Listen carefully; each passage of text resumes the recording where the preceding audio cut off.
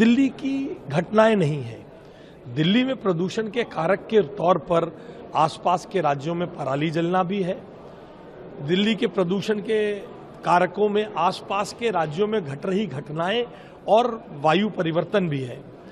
इसके साथ साथ दिल्ली का डस्ट पॉल्यूशन, व्हीकुलर ट्रैफिक, इन सब विषयों पर इस मीटिंग में बहुत गहराई से चर्चा हुई है, बहुत गहनता से बात हुई है और हमारी सरकार इस बात के लिए प्रतिबद्ध है कि हम डस्ट को आने वाले समय में रोकें।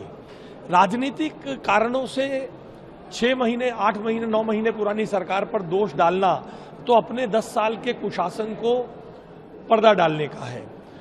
पिछले 10 साल में डस्ट को कम करने के लिए, ब्राउन एरिया को कम करने के लिए क्या काम हुआ, क्या क्या काम हुए कि व्हीकुलर ट्रैफिक को रोका जाए। नई ईवी पॉलिसी क्यों नहीं आई, पिछली ईवी पॉलिसी में जो सब्सिडी दी जानी थी वो क्यों नहीं दी गई। इन सब विषयों का जवाब देना है। वो आरोप लगाते रहे, हम जवाब देंगे, हम हल निकाल कर लाएंगे। इसलिए सीएनडी वेस्ट बड़े प्रोजेक्ट्स पर वहीं रिसाइकल होकर इस्तेमाल हो जाए, वही लोग अपने आसपास जो पोल वाटर स्प्रिंकलर्स को लगाएं।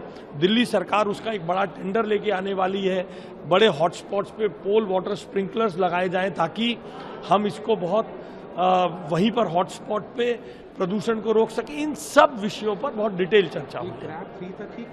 देखिए प्राइमरी जो इसके लिए CAQM और सुप्रीम कोर्ट की गाइडलाइंस निश्चित हैं। उन गाइडलाइंस के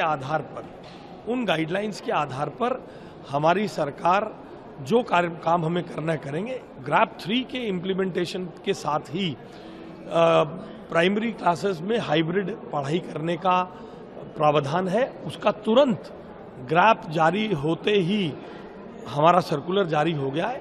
हम इस पर निगाह रखे हुए, तुरंत इस पर कार्रवाई होगी।